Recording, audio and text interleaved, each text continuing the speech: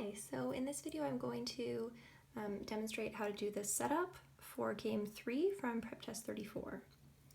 Alright, in this game we have 7 players, Q, R, S, T, V, W, and Y. Alright, and they arrive one at a time, so we don't have any ties. Like I just said, we're talking about the arrival of these players. And so we're going to be dealing with a sequence from 1 to 7. Right, we're told that either Y or W arrives fourth.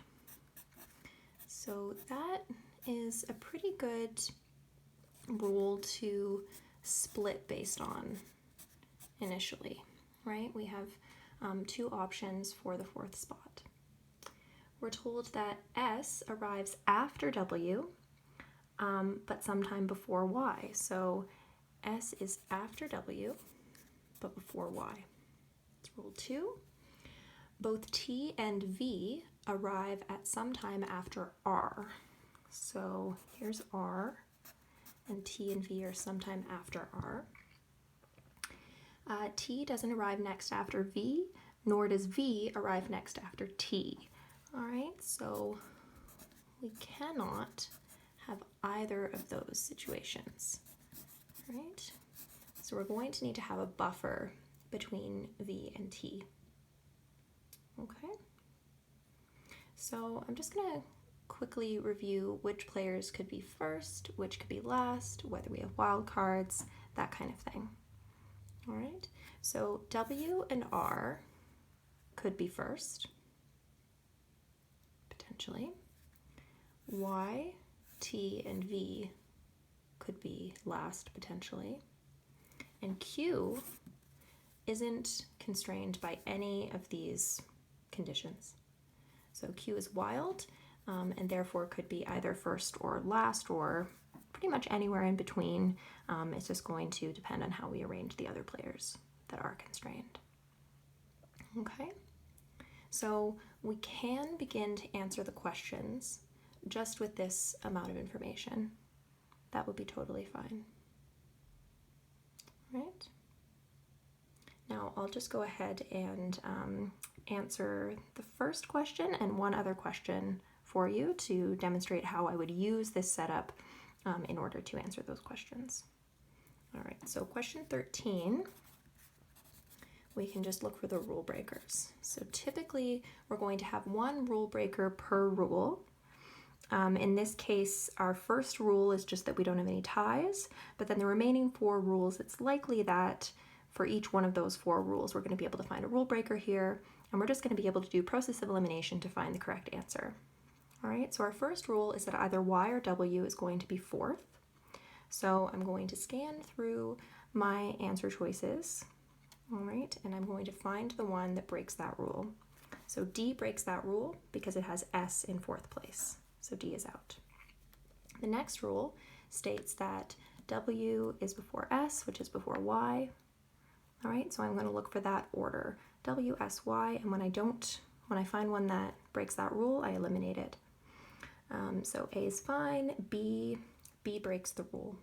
Okay, so W is before Y, but S is after Y, which is not allowed. All right, so B is out. I'm going to go to the next rule now. Okay. R is going to be before both T and V, so R is before T and V, R is before T and V. All right, E breaks that rule. E is out.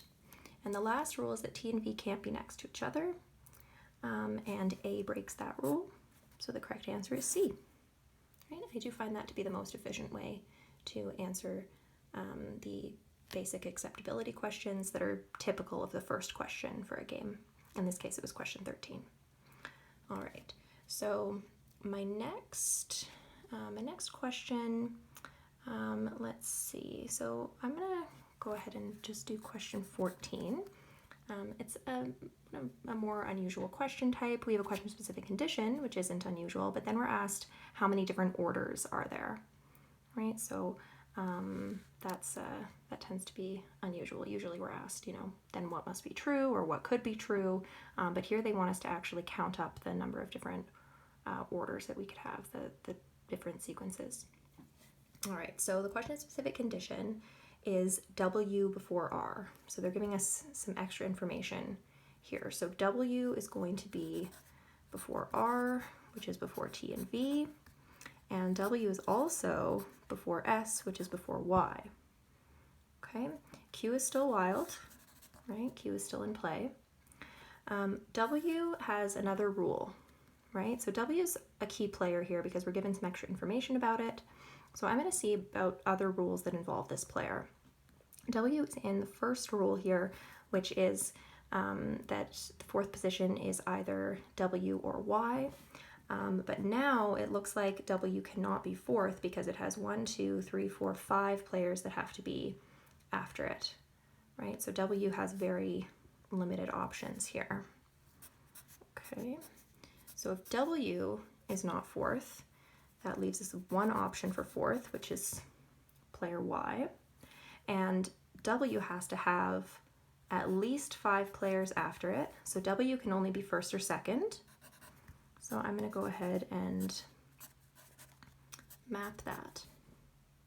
R can no longer be first, right? So the only other player that could be first is Q.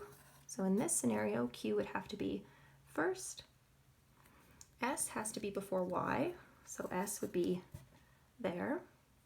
And then we have to have R before T and V. So we'd have to have R, T, V, but we know that T and V can't be next to each other.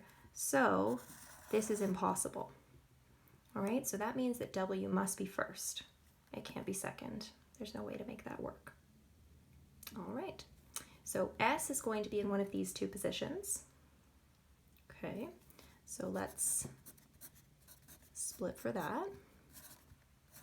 Okay, so the player that could come between them would be either R or Q, but we've already encountered an issue with having Q before Y and leaving RTV to take up those last 3 spots, right? So to me, that means that R must be here so that we can use Q as a buffer between T and V, right? We can't use R as a buffer between T and V because R has to be before both of them. So we need a player that can be between them.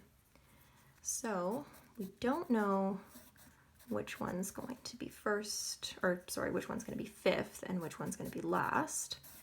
But we do know those spots are going to have to be occupied by T and V, and Q is going to be the buffer between them.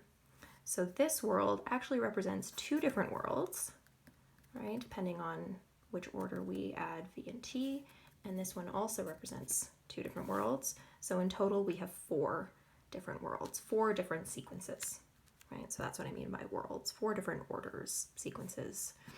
Yeah. All right. So I hope that helps. Let me know if you have any more questions.